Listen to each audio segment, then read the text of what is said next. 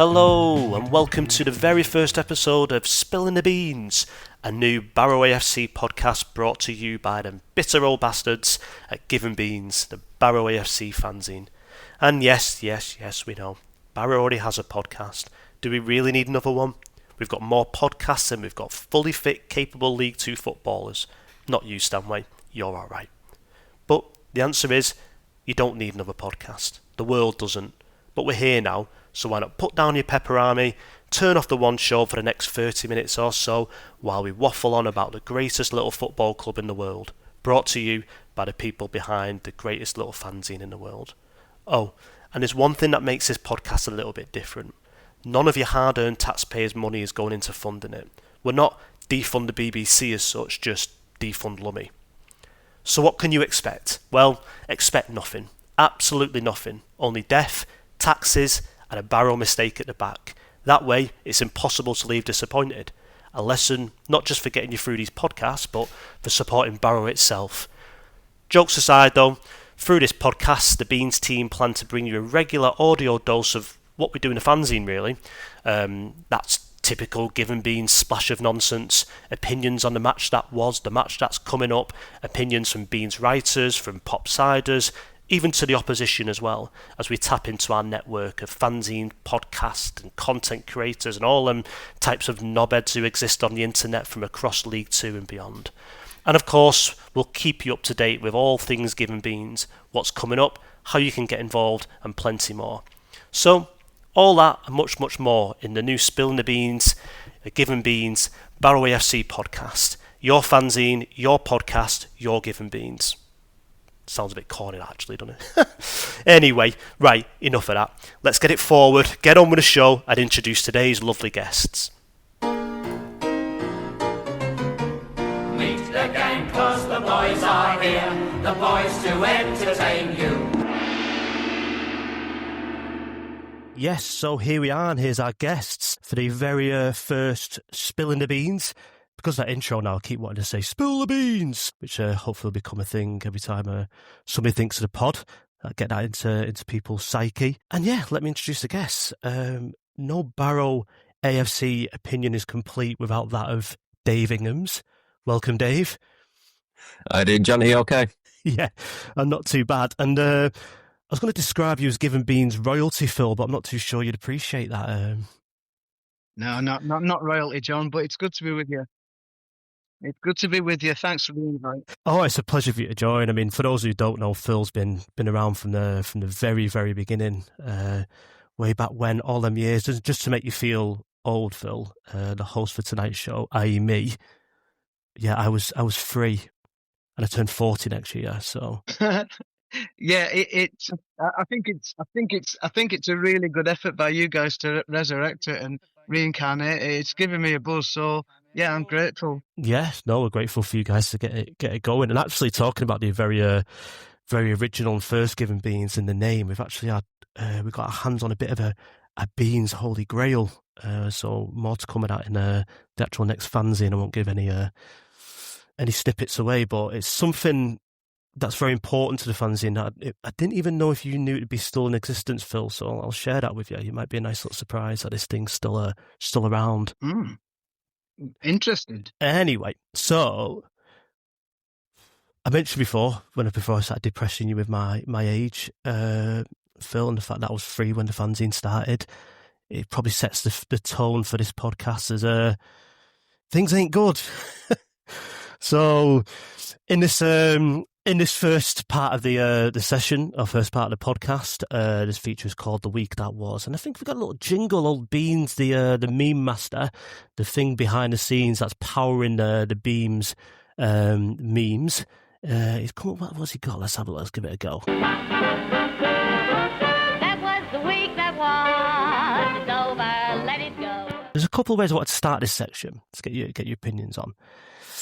And I think the first thing is I've not gone full stato on this, but I've looked at some of the numbers year on year since we rejoined the Football League, just to see how bad this start to the season is after 8 games. Just to give some context to this, it's actually our worst start in terms of, we actually got less points after 8 games when we first came back to the Football League. We only got 5 points that season, but the goal difference is worse. It's -3. We're only on 6 points at the moment after 8 games. This time last year was 16 points. The year before, 14 points. The year before that, 18 points. The year before that, 9. And the year before that, 5. So things ain't good. Where's it going wrong? Over to you, Dave. It's a multitude of factors, isn't it? I think going into the season with this kind of level of squad turnover that we had, I think we signed the most players out of anyone in the EFL. It was always going to be kind of tricky to get the blend right from the start, and I think it hasn't been helped by obviously the injuries that we've had, the odd suspension that we've picked up, and it's.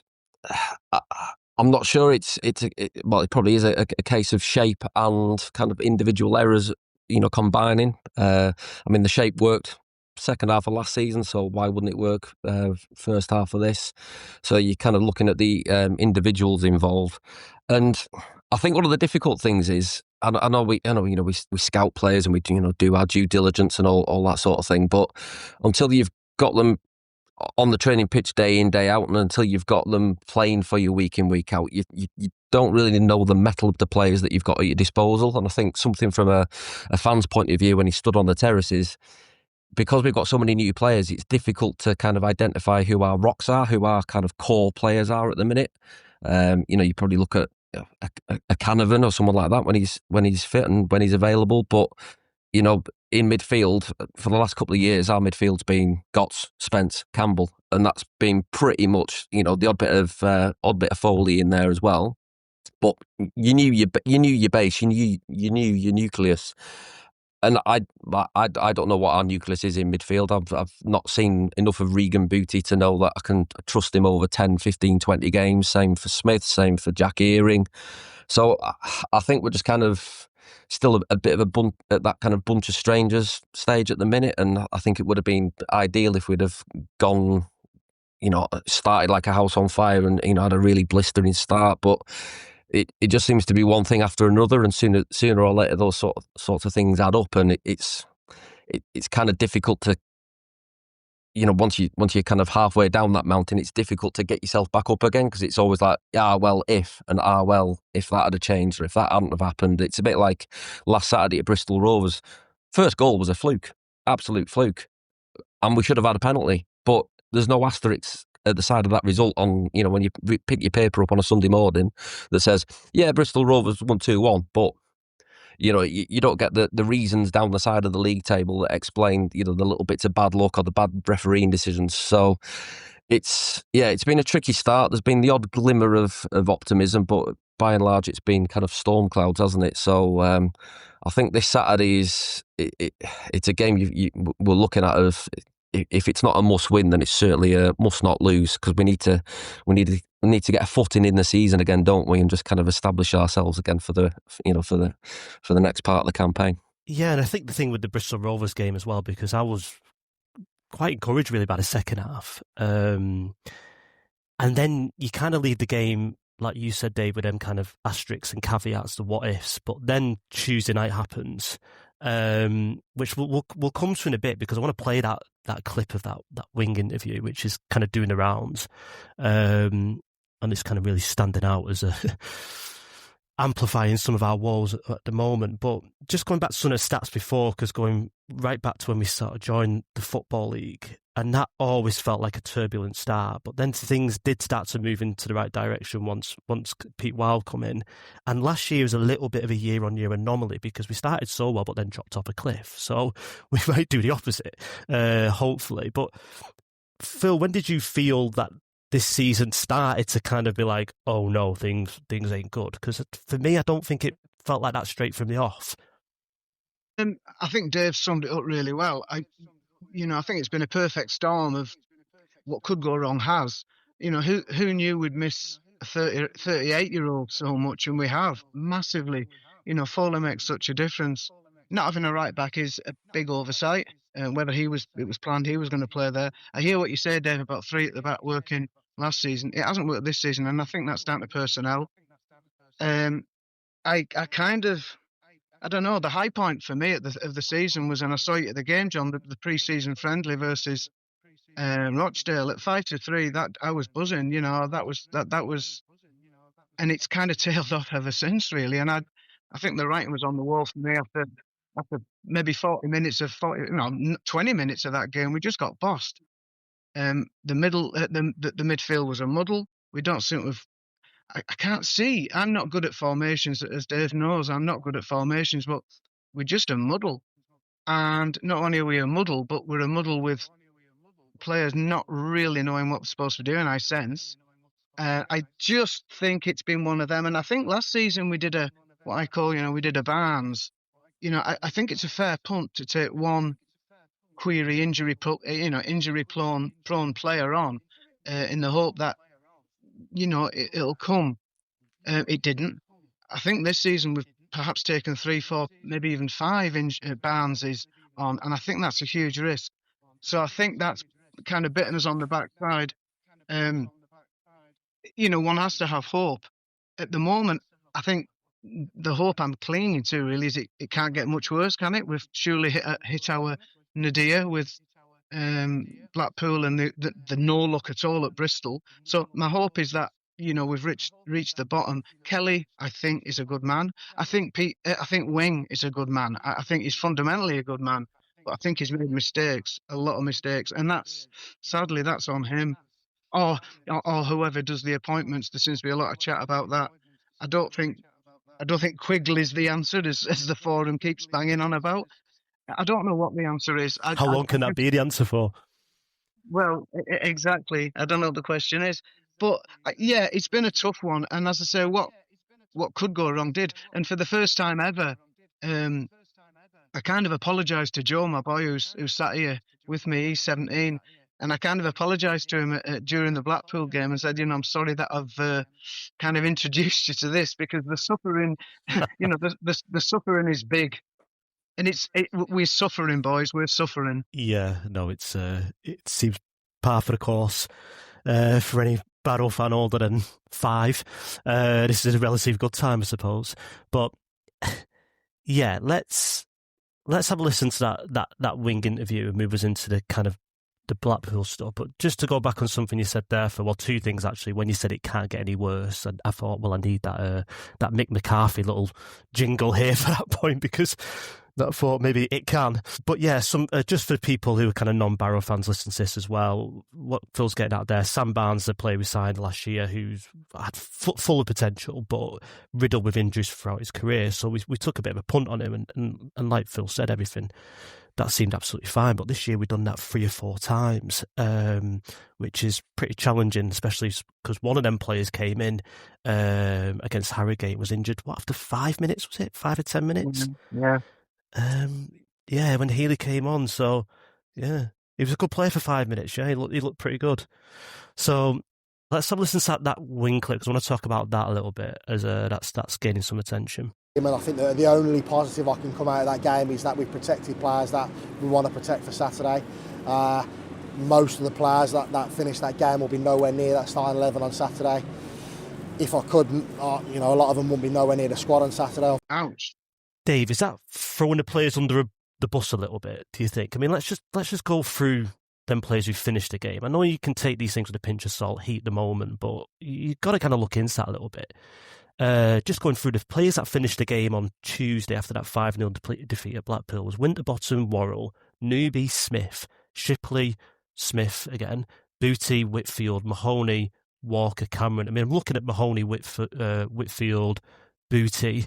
They're key players, and it does feel somewhat they've been chucked under a bus after a terrible performance there. I mean, what do you think? I think it's always a bit risky when, it is the heat of the moment. It's just after the game and whatever, and his mind's probably going 10 at the dozen. But I think it's always a bit risky when you start coming out with ultimatums like, these Dave Baelish used to do it. Oh, these players will never play for me again if they're going to do, play like they did it for that last half hour, because I'm a winner and Shez is a winner, and and then he sat there thinking, well, what are you going to do, Dave? Because you can't, if you want to literally get rid you're going to have to pay the contracts up, and then there's only so much money in the pot to then go out and get a replacement.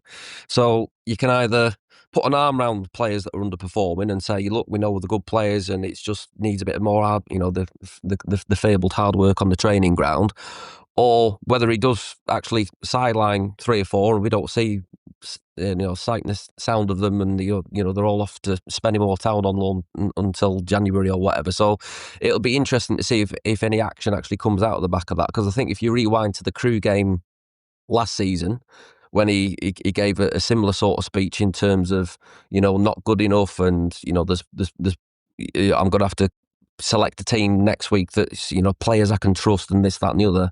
If you actually compared the lineups from that Crewe game to the Carlisle game, I think it was the following one, there was 4 changes, but 2 of them players are still with the club. So it's kind of like, well, if you didn't trust them after the Crewe game, then why are they back in the fold, and why are they still here? So I don't know. I sometimes take post-match comments with a pinch of salt. As I said, they're kind of done in the heat of the moment, and you haven't had a chance to maybe watch the game again, or just take have a chat with his coaching staff in the cold light of day and get some proper analysis about it. But I don't know. I'm slightly concerned about. This is going to sound very psycho analysis, but I'm slightly concerned by Wing's state of mind at the minute, in terms of, I did something for Radio Cumbria last week, and I said he needs to turn his phone off, stop listening to the podcasts, and go for a long walk and spend some time with his family and kind of get his equilibrium back. Because at the moment, I think he's piling pressure upon pressure upon pressure on himself, never mind what he's getting from within the club, the supporters, media, whatever it might be. And I think some of I've kind of used to be a lot like it myself. When you're cramming stuff in, it becomes difficult to think and get focus and get clarity. And I think he just needs to almost take a deep breath and say, right, blank sheet of paper, what players that we've got, what's our first 11 of who's fit, who's available, and then let's, as I kind of alluded to it earlier, let's start getting a foothold in the season again. Because if we get too emotional and start, sacking half the squad and this, that, and the other, well, we've got to wait till January to sign replacements, haven't we? Or if we, sign someone from the PFA list, they're not going to be fit for another 3 or 4 weeks. So I don't know. I think just needs to kind of calm down a bit and get his focus and get his clarity back. But at the end of the day, it's a results business, and if we lose again on Saturday, then it's all just going to ramp up again, isn't it? Yeah. What's your thoughts, Phil? I think Wing is fundamentally a very good man. He comes across as a terrific man, and he's really tried, and he is trying. Of that, I've no doubt. I think when you get the big stick out, that's the first time I've listened to that clip, by the way. I always find listening to clips, watching highlights, too painful for probably 4 or 5 days, so I haven't got around to it yet. So that's the first time I've heard it. He sounds... Sorry about that, Phil. No, don't worry. No, I was only 2 days away. I'd have listened on Saturday. I think you can feel the pain in him, really, and that's not good. And the first and foremost, we've got to consider his well-being, like Dave says, and I applaud Dave for what he says. I think Wing is a good man, and I sincerely hope he can turn this around. I think for all our sake, for his sake as well. And as I say, getting the big stick out is no bad thing per se, but you've got limited number of times that you can do that. And I think he's gone early. Some of the players on during the week, arm waving, almost finger pointing, and that's not good. That's not good. And actually, yeah, we got gubbed. But there was, first 20 minutes we played pretty well. We knocked it about, and Mahoney looked interested, and we looked okay. And then bang bang, and then that was it, gone. The heads went down. The kind of shambolic mess reappeared. There's effort there. Smith, there's no doubt in his effort, but he's got some big shoes to fill, and I think we're all feeling that, really. I think, like Dave said, we lost a triumvirate of very good players in the midfield, and we haven't replaced them. Now's not the time to, now's not the time to, I don't know, sack players, or it's not. We've got to come together somehow, and I hope Kelly can offer that objectivity, which sadly Wing seems to have lost at the moment. It's become all encompassing to him, and I worry. Yeah. Less finger pointing, more fingering. I think that's that's the takeaway here. Maybe Wing can get back to a little bit of that just to calm himself down. But I mean, just to add to that as well, I was on the Colchester podcast, and that was after the Harrogate game. And Wing did a similar thing after the Harrogate game, as Dave mentioned. He kind of went full on hairdryer and started calling everyone out. And the guy who ran the Colchester podcast asked me, he said, "Oh, what do you think of that?" And I said, "Well, I kind of like that. It's wearing your heart on your sleeve. That's Andy Wing. That's what we like about him, and we like that at Barrow. We're kind of that type of people, very honest and very open. But you don't want to hear it too much." And then we got a reaction at Colchester and won that game and got a pretty good win. And the season felt pretty good at that point. But then since then, on the idea that we don't want to hear that too much, we heard it after Swindon, where I think it's probably more of the interview that you're referring to, Dave, where he started talking about is, he's got a family, this is his life, this is his whole well-being, this is his job. And, like I say, you can't help but connect with the guy. But, and then it happens again after Blackpool. So I totally agree. I think he's just got to take a step back. And what I always liked about Wing, I mean, I interviewed him when he first came for Given Beans back in April, and he is the guy you see. He's brilliant.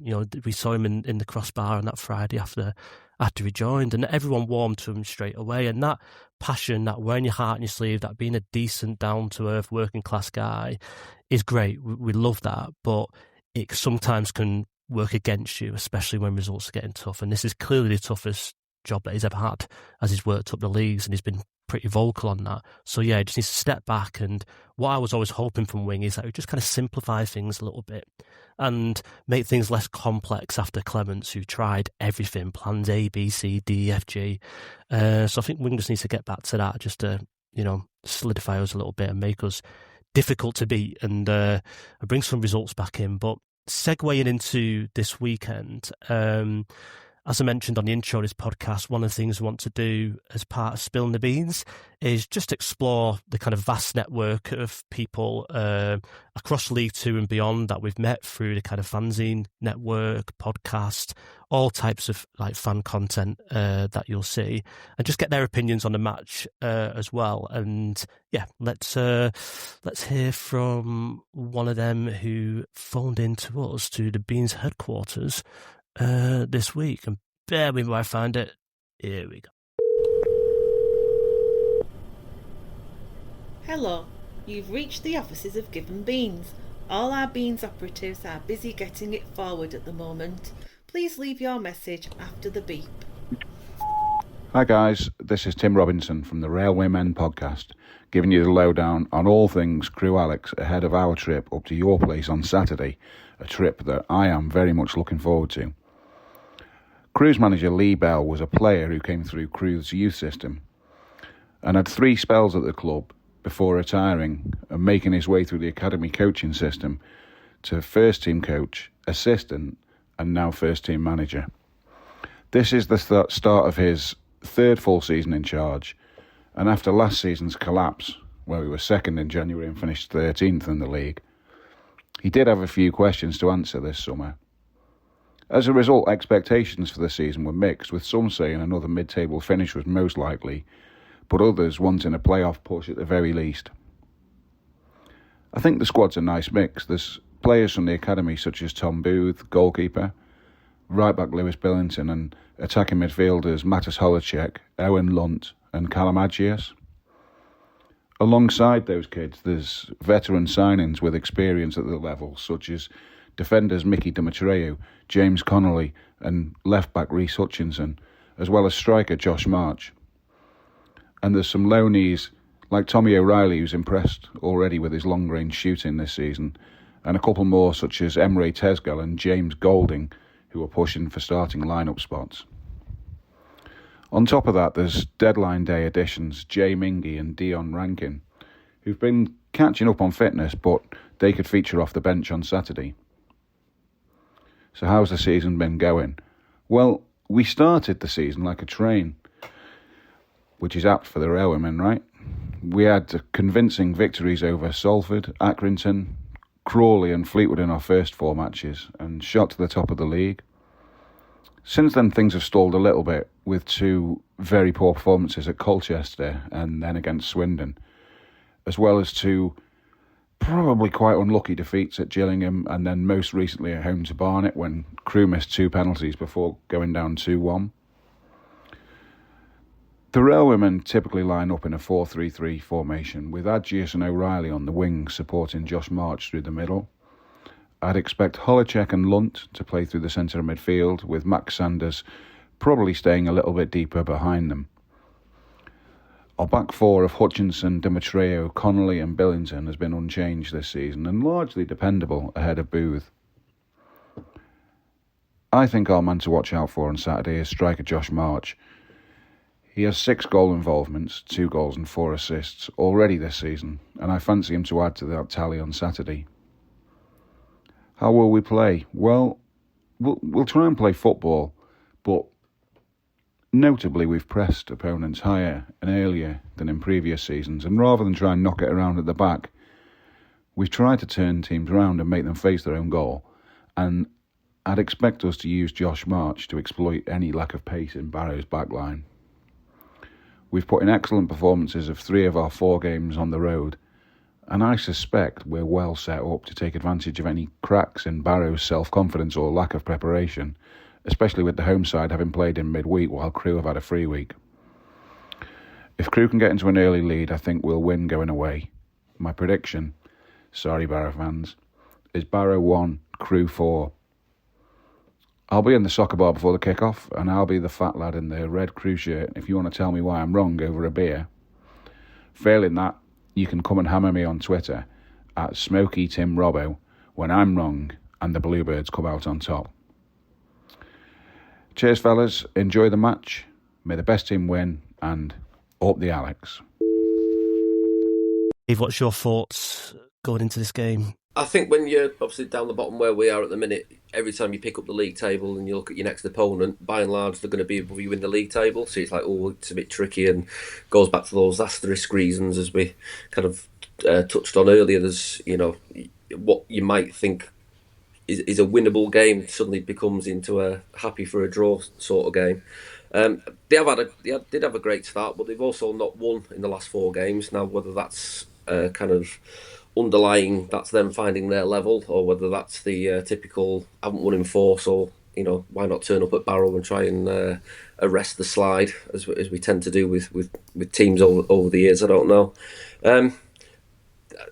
I look at their central defence. Mickey Demetriou, he's the sort of player who's absolutely been there and done it in League Two, and he's one of those rocks. I was saying earlier that we don't really know who our rocks are at the minute, maybe apart from Canavan, but I think Demetriou is a rock for Crewe, and I think they've got the players like Holicek. I think he was getting a lot of noise last season in terms of being the Crewe conveyor belt of talent was cranking back into action after being kind of fairly stagnant for a good few years. It's going to be a tough game. They're all tough in League Two, but I think his point there about scoring the first goal, is it something like 85% of the games where when Wing's been in charge, whoever's scored the first goal has gone on to win, and I think that's a pattern that kind of goes across League Two. It does seem to be a first goal league, whether that's because the players, as maybe Phil touched on earlier, you concede that first one and your head goes down, and all of a sudden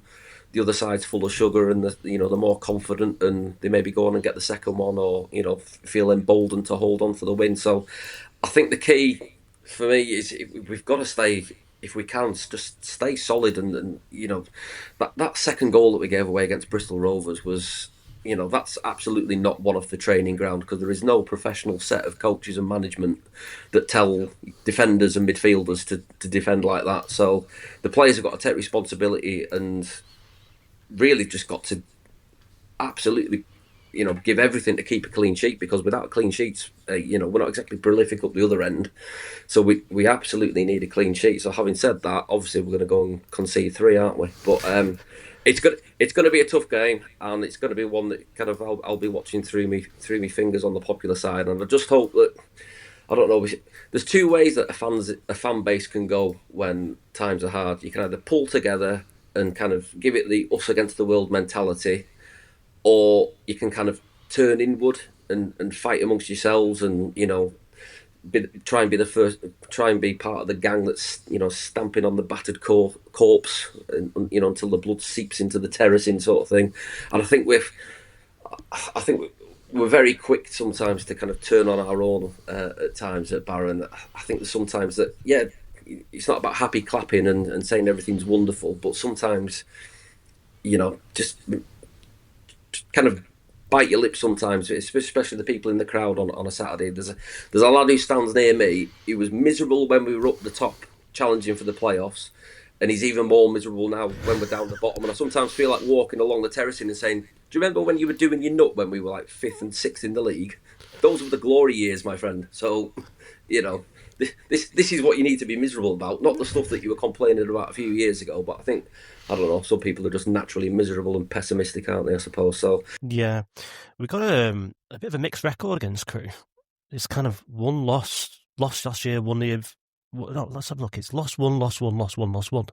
Completely back and forth between us and them. So, yeah, Phil, what do you think going into the game? I suppose it's hard to feel hopeful, but what would be your message, similar to Dave's, or? Dave talks sense, there's no doubt. I think there's always a bit of a soft underbelly to Crewe, so let's hope we can fire into that. I think your man there did as stiff as there, didn't he, with his mellifluous tones and his kind of soporific voice. And I was expecting to say, Barrow 1, Crewe 2, and I was thinking, well, 2-1.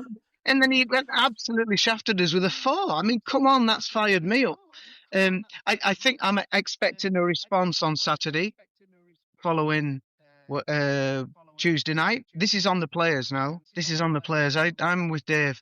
I think it's like hats on sleeves times now. It's time to do it and turn it around. And I think we can turn it around, or else. I think it feels like a big game, like Dave said. Which way it could go out, one or two ways. Yeah, I think they could pass us to death. That's the Crewe way, really. That pass. And then, as Dave alluded, Dimitriou, from corners, both boxes, he's a beast. He was a beast at Newport County, and he's a beast at Crewe now. But hope springs eternal. Hope springs eternal. And why not Saturday? Why not turn it around on Saturday? Why not? Why not indeed? Why not push Barkhausen up the park a bit more and go for it? Make Saturday's second half at Bristol, make that the whole game on Saturday against Crewe. The second half, we were rock and roll. We were on it. First half, we absolutely weren't. We can do it. And I think we just need to start. And I think this is on the players to balls it out. Yeah, I felt that about going back to Bristol Rovers as well. At Barkhausen looked key for us having some kind of potency in that part of the pitch. If you can get him on the ball and get him up the pitch and just get him that bit of freedom, absolutely, I feel like a lot can come through him. So he needs to get more involved. He's been the best signing so far, and Colchester game, he was running the game from right wing back, and he was putting his opposite number under pressure. Good interplay with the other forwards. He was putting some decent crosses in. And then it was funnily enough when we actually stuck him a bit further. We actually started him a bit further forward, just behind the main striker against Swindon, and he had his quietest game. And I was a bit like, all right, okay, that's not what I expected. I thought a bit further up the pitch, be more of an influence. But I don't know whether he goes back to right wing back, and we kind of say, well, sod it, we're going to be a bit more attacking down the flanks and do it that way. I don't know. We'll wait and see. I think as I kind of sat at work idly sketching out what my team would be for Saturday, I had him at right wing back, but very much with a brief to get forward and cause a few problems if he can. Yeah, that's and I totally agree with what you're saying. I think the consensus is that they've really got to start playing for wing and showing him, because he, like I say, he does deserve it. I'm starting to hurt for the guy a little bit, and ultimately you can talk about tactical capabilities and adapting to the league and stuff like that, but if you're not seeing your players putting a shift for you, that's got to be frustrating week in, week out. And it's about time that they did, otherwise that could turn pretty sour, because that's one thing we don't like, is just when we see players just come in there picking up a wage packet and not putting that effort. And that's where you'll see us sympathise with Wing, even though the buck kind of stops with him and he's the one ultimately will pay the price. So yeah, I think I don't like predictions. I'm not really too bothered about predictions, whether someone thinks it's going to be 2-1, 3-1, whatever, but I think that's got to be something. There's got to be a shift put in on Saturday, and that's sure. Just to say, we've had this mythical search, or we've had a search of this mythical 20-goal a year striker. You look at the chances we've created over the last 4, 5, maybe even longer. We don't create chances. And I think, you could have maybe Haaland up front, and I'm not convinced he'd score goals because we don't get the supply. And I think if you have Barkhausen and Whitfield, I think I would hope the delivery's better. Booty's done nothing for me at all yet, except he played 2 quality balls in which brought us 2 goals, one at Colchester. So he's got it in him, but we need to see bloody more of that. Booty's sort of disappeared up his own backside in a way. I can't see what role he's playing. His own Booty. Sorry? Yeah, very good. Yeah. I missed that one. I think there's a player in there. But you again, tee him up, Phil. Sorry? I said, you team up, Phil. I'll just put him away. Yeah, absolutely. I'll make the bullets. Yeah, I think there's a player in there, but we need more. We need so much more creation. And again, I think Cameron needs a goal massively. I think, that might free him up, and then he's away. He's mad keen for it. I know his cousin, and he's really enjoying his time at Barrow. He's gutted that he's injured. He just wants to get going. This is in his Cameron. And, I think we have to have hope. Happy to close on that one, Phil, I think that's the only way we can leave it, really. Just a bit of hope going into this game on Saturday that we see something we haven't seen for quite a few weeks now. And yeah, I suppose that's pretty much a wrap. As I say, we want to keep this kind of short and sweet, so we kind of keep your attention for a little bit and not let it wane. But just to kind of close out, what we'd like to do is to do a bit of any other business, let you know about anything that's upcoming with Beans, with the Trust, with any announcements that we've got that anyone feels necessarily want to write in and get us to shout out about. Dave, you've got some Trust notes around the buses that are coming up. Yeah, so have a look on the Trust Travel website or the Facebook pages and all that sort of thing. So there's buses certainly to Oldham and Walsall that have gone on sale. Trust are also involved in the Sleep at the Stadium, 15th of November. If anyone fancies a balmy night out, sleeping in the stand at Holker Street and raise a few quid. But apart from that, buy raffle tickets, listen to the Barrow Social, just consume Barrow AFC in every form possible, and enjoy it. Is he still listening, your boy Phil? Yeah, I think that was no. He lifted his spirits. He bailed out 5 minutes ago. I've been getting him some bedtime reading. This is